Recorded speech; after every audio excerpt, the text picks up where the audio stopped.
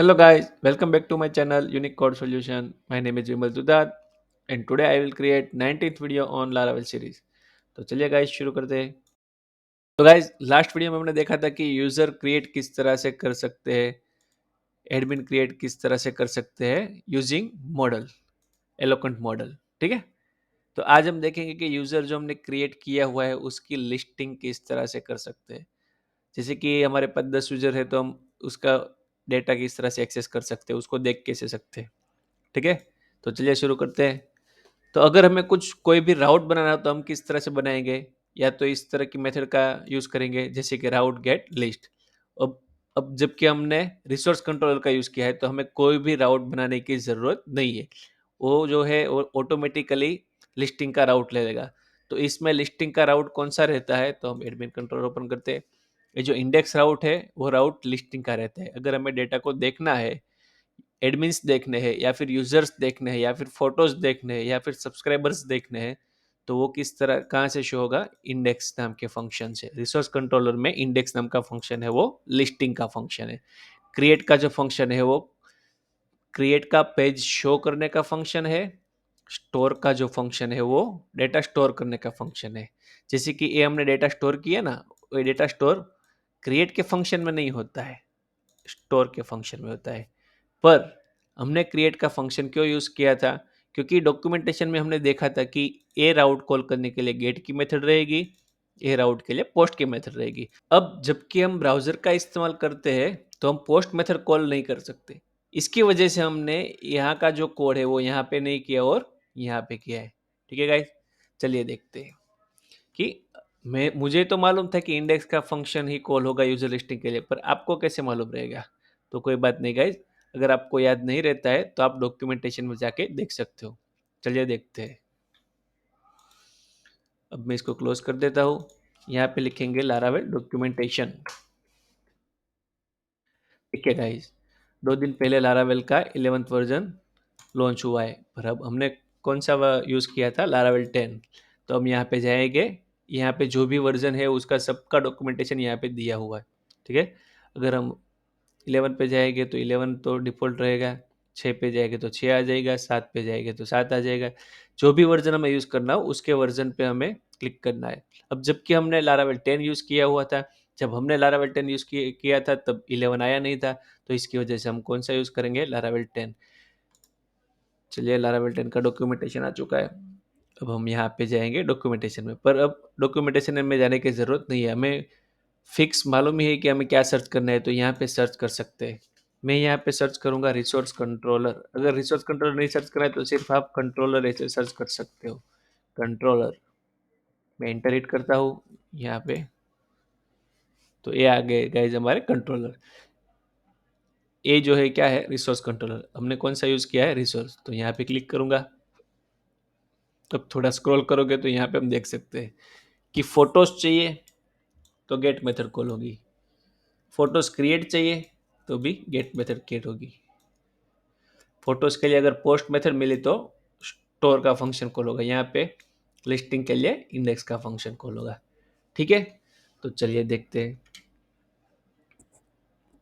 अब मुझे यहाँ पे कोई फंक्शन डिफाइन करने की जरूरत नहीं, मैं ऐसे ही यहाँ पे लिस्टिंग करूँगा।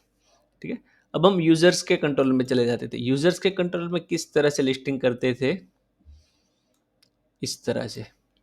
ठीक है, तो सेम चीज़ है, मैं इसको यहाँ से कॉपी कर लेता हूँ, यहाँ पर पेस्ट कर देता हूँ यूजर।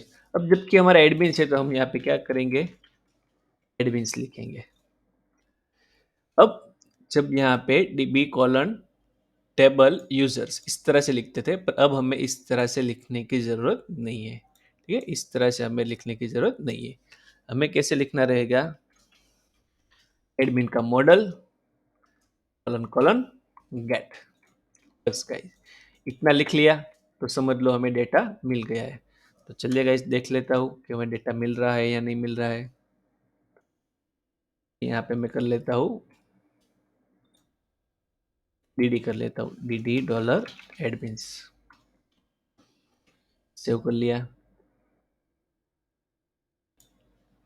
यहाँ पे जाता हूँ, यूआरएल एड करता हूँ, स्लैश डॉक्यूमेंटेशन में क्या दिया दिया था फोटोज, ठीक है। पर अब जबकि हमारा एडमिन्स है तो हम यहाँ पे क्या देंगे, एडमिन्स, एडमिन्स एंटर कर दिया, चलिए guys okay, this site can't be reach. तो इसका मतलब क्या है गाइस, हमने अभी तक प्रोजेक्ट हमारा रन नहीं किया है, सर्व नहीं किया है। तो चलिए सर्व कर देते हैं। टर्मिनल ओपन कर ली मैंने। टर्मिनल कैसे ओपन कर सकते हैं, एक तो यहाँ से न्यू टर्मिनल ले सकते हैं और यहाँ पे शॉर्टकट की दी हुई हुई है कंट्रोल शिफ्ट और ए डैश, ठीक है। तब कोई भी मेथड यूज कर सकते हैं। मैं शॉर्टकट से करता हूँ तो ये हो गया हमारी टर्मिनल ओपन। ये मैं इसको क्लियर कर देता हूँ और प्रोजेक्ट को रन करता हूँ। तो प्रोजेक्ट रन का कमांड क्या है, php artisan serve, एंटर करता हूँ।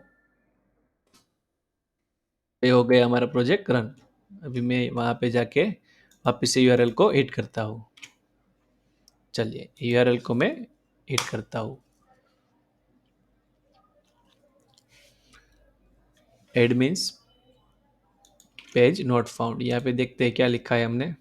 ओके, यहाँ पे हमने क्या लिखा है, सिर्फ एडमिन लिखा है। या तो हम यहाँ पे एडमिन्स कर सकते हैं या तो फिर यहाँ से सिर्फ एडमिन कर सकते हैं, ठीक है। पर हमें क्या करना है, एडमिन्स ही लिखना है, ठीक है। तो एडमिन एंटर करता हूँ, देखिए गाइस मिल गया। अब हमें यहाँ पे एडमिन्स क्यों लिखना है, क्योंकि डॉक्यूमेंटेशन में उसने दिया हुआ है। चलिए देख लेते हैं।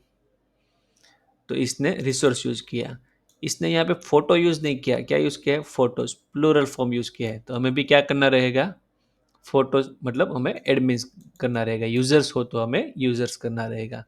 अब यहाँ पे देख सकते हैं कि 3 डेटा हमें मिल चुके हैं। अब जब हम देख रहे हैं कि हमें कितना अंदर अंदर जाना पड़ता है, जैसे कि वापस से रिफ्रेश करता हूँ तो आइटम्स के अंदर जाऊँगा, उसके अंदर जो भी डेटा चाहिए मुझे उसके ऊपर क्लिक करूँगा, उसके बाद ओरिजिनल में जाऊँगा तो यहाँ में मुझे डेटा शो होगा।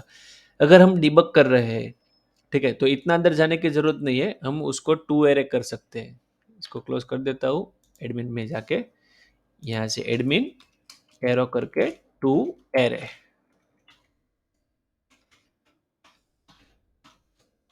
टू एरे कर दिया, सेव करता हूँ, वापिस से आके रिफ्रेश करता हूँ। देखो गाइस डायरेक्ट हम यहाँ से डेटा देख सकते हैं डिबगिंग के लिए, ठीक है। अब ये जो हमें डेटा दिखा है, इसका मतलब ये नहीं है कि हम दोनों में एक्सेस करने की मेथड अलग अलग रहेगी, ठीक है। दोनों में एक्सेस तो सेम ही कर सकते हैं। लाइक अब हमें क्या करना है कि ये डेटा को मुझे देखना है, ठीक है। तो मैं क्या करूँगा, एक पेज बनाऊँगा, तो यहाँ से रिटर्न वो पेज पे कर दूंगा, रिटर्न व्यू। इसका नाम मैं दे देता हूँ एडमिन लिस्ट, एडमिन लिस्ट दे दिया मैंने। तो चलिए मेरे पास कोई एडमिन लिस्ट करके है नहीं, तो मैं क्या करूँगा, एडमिन लिस्ट तैयार करूँगा। तो एडमिन लिस्ट जो है एक किसका राउट है, ब्लेड का राउट है। तो हमें इसको रिसोर्स के अंदर, व्यूज के अंदर क्रिएट करना है, जैसे कि हमने यूजर लिस्ट क्रिएट की हुई थी उस तरह से हम क्या करेंगे, एक एडमिन लिस्ट तैयार कर देंगे। Admin list dot blade dot php। चलिएगा यहाँ पे मैं अपना कोड कर देता हूँ, HTML5। यहाँ पे मैं लिख लेता हूँ, यह क्या है, एडमिन्स लिस्ट है, एडमिन लिस्ट इस तरह से लिख देता हूँ। ये हमारा टाइटल है जो कि हमें कहाँ दिखाएगा, पेज के ऊपर दिखाएगा। अब मुझे क्या करना है, मैं इसको कमेंट आउट कर देता हूँ अभी के लिए। अब क्या होगा, जब भी ये यूआरएल हिट होगी तो ये फंक्शन कॉल होगा और यहाँ पे रिटर्न व्यू एडमिन लिस्ट में चला जाएगा। चलिए देखते हैं लिस्ट में आ गया या नहीं। एंटर हिट करता हूँ, देखो मिल गया टाइटल एडमिन लिस्ट, तो वो पेज में आ चुके। अब हमें क्या करना है कि ये जो डेटा है उसको हमें पेज में भेजना है। तो किस तरह से भेज सकते हैं, इसको मैं कॉपी कर लेता हूँ, कॉम्पैक्ट करके भेज सकते हैं या तो फिर डेटा करके भेज सकते हैं, विथ करके भेज सकते हैं। तो मैं अभी के लिए कॉम्पैक्ट करके भेज देता हूँ। अब मुझे क्या करना है, ये जो डेटा मिल रहा है वो मुझे एरे में मिल रहा है, ठीक है। जो डेटा मिल रहा है मुझे एरे में मिल रहा है। तो मैं क्या करूँगा, मुझे एरे जो है वो मल्टीपल होगा, मुझे सिंगल सिंगल डेटा चाहिए, तो मैं क्या करूँगा, सबसे पहले तो इसको मैं जूम कर लेता हूँ। मैं क्या करूँगा, फोर लूप स्टार्ट करूँगा, पर जैसे कि मैंने बोला था कि हम फॉर ईच लूप भी यूज़ कर सकते हैं। फॉर ईच, तो फॉर ईच हम अगर ब्लेड फाइल में कोई भी हमें if condition, for loop, while loop कोई भी चलाना हो तो किस तरह से चलाएंगे, at the rate for each and for each, at the rate if and if, at the rate while and while. ठीक है, इस तरह से जो भी स्टार्ट किया है उसको एंड करना रहेगा। अब इसका स्ट्रक्चर कैसा रहेगा, कलेक्शन और आइटम। जैसे कि कलेक्शन हमारा क्या है, कलेक्शन हमारा है एडमिन्स, एडमिन्स, और आइटम क्या है, सिंगुलर फॉर्म में एडमिन। ऐसा नहीं कि एडमिन ही लिख सकते, कोई भी लिख सकते हैं, जैसे कि सिर्फ ए भी लिख सकते हो, इससे कोई फर्क नहीं पड़ता। चलिए गाइस, अभी के लिए मैं ए लिख लेता हूँ, पर पहले मैं इसको कट कर लेता हूँ। क्यों, क्योंकि हमें टेबल में दिखाना है तो हम टेबल वाइज चलेंगे। तो मैं एक टेबल क्रिएट कर लेता हूँ, बॉर्डर दे देता हूँ 1। टेबल के अंदर क्या आएगा, टी हेड आएगा, टी हेड के अंदर टी आर, टी आर के अंदर टी डी। हेड है तो हम टी एच भी यूज कर सकते हैं। चलिए देखते हैं। अब हमारे पास एडमिन टेबल के अंदर कौन कौन सी फील्ड है देख लेते हैं।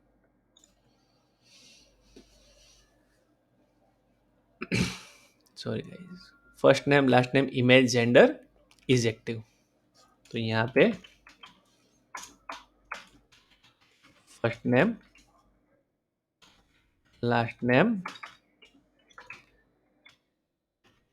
ईमेल, जेंडर, एक्टिव, एक्टिव है या नहीं है।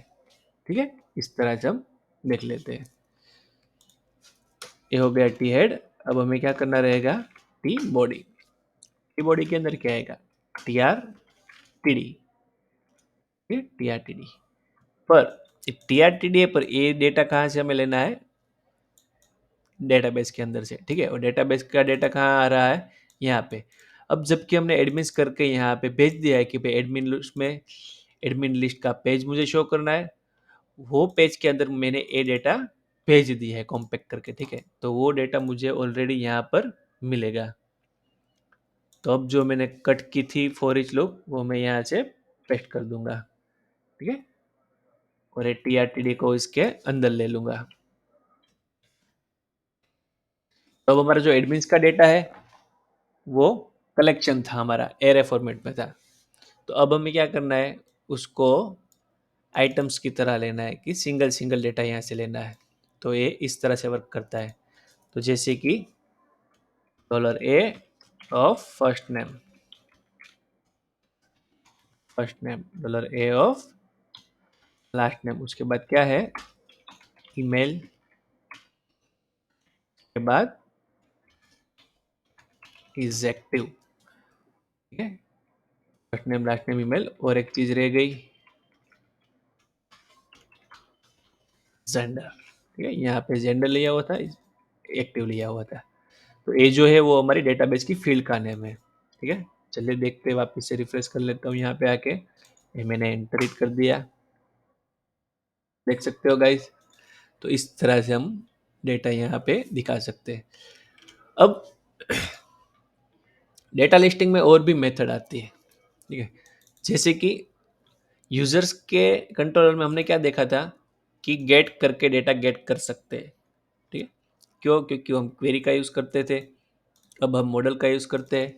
तो अगर हमें पूरा डेटा चाहिए, टेबल के अंदर का पूरा डेटा चाहिए, तो हमें यहाँ पे ऑल डेटा चाहिए, तो हम ऑल भी लिख सकते हैं। ये ऑल जो है वो मॉडल में लिख सकते हैं, जब हमने मॉडल का यूज़ किया तब लिख सकते हैं। अब यूज़र कंट्रोलर के अंदर हमने डीबी यूज़र का यूज़ किया था, मतलब डेटाबेस की क्वेरी का यूज़ किया था, तो हम यहाँ पे ऑल नहीं लिख सकते। ठीक है, क्योंकि क्वेरी में उसने डिफाइन किया हुआ है कि आप गेट ही लिख सकते हो। यहाँ पे ऑल भी लिख सकते हो, गेट भी लिख सकते हो। तो देख लेते हैं। अब मैं यहाँ पे ऑल कर देता हूँ तो मुझे डेटा मिलता है या नहीं। अगर कुछ एरर होगी तो यहाँ डेटा नहीं दिखेगा, एरर आ जाएगी। इंटरेक्ट करता हूँ, देखो गाइज डेटा हमें मिल रहा है, चाहे मैं गेट लिखूँ या फिर ऑल लिखूँ। तो अब एक गेट और ऑल क्या है, तो ऑल का मतलब वो है कि ऑल मीन्स ऑल, कि जो आपका टेबल है उसका पूरे का पूरा डेटा चाहिए, मुझे ऑल डेटा चाहिए। तो गेट का मतलब क्या है? गेट का मतलब कि आपको पूरा डेटा नहीं चाहिए, आप उसको फिल्टर कर सकते हो। कि जैसे कि यहाँ पे चले जाते, मुझे ऐसा डेटा चाहिए जिसका स्टेटस एक्टिव इनएक्टिव ज़ीरो हो, या तो फिर मुझे ऐसा डेटा चाहिए जो सिर्फ मेल हो, या फिर मुझे ऐसा डेटा चाहिए जिसका नेम टेस्ट हो। इस तरह से हम फिल्टराइज कर सकते हैं। तो जब भी हमें फिल्टर करना हो तब हमें गेट का यूज़ करना रहेगा। जब भी हमें पूरा डेटा चाहिए तब हम क्या यूज़ करेंगे? ऑल। ऐसा नहीं है कि गेट लिखेंगे तो नहीं चलेगा, पर क्या है कि लारावेल ने जो फीचर दिए है मॉडल के लिए, अगर हम वही यूज़ करें तो बेटर है। ठीक है, देख लेते हैं। अब मुझे ऐसा डेटा चाहिए कि जो सिर्फ मेल हो, मेल का डेटा ही चाहिए, तो ये मुझे फीमेल वाला नहीं आना चाहिए। ठीक है, देख लेते हैं। तो मैं यहाँ पे सिर्फ ऐसा लिखूंगा, वेर। वेर जैसे हम कहाँ पे लिखते थे? यूजर एडिट एडिट और अपडेट के टाइम। अपडेट, यहाँ पे वेर, सॉरी अपडेट और डिलीट के टाइम, यहाँ पे where status is equal to 0। तो सेम, जेंडर इज मेल, जिसका जेंडर मेल है वही डेटा चाहिए। अब गाइस देख लेते हैं कि मैं यहाँ पे गेट नहीं लिखता हूँ, मैं यहाँ पे और लिखता हूँ, तो चलेगा कि नहीं चलेगा? चलिए गाइस देख लेते हैं। सेव कर लेता हूँ, वापिस से जाके रिफ्रेश करता हूँ, यहाँ से एंटर हिट करता हूँ।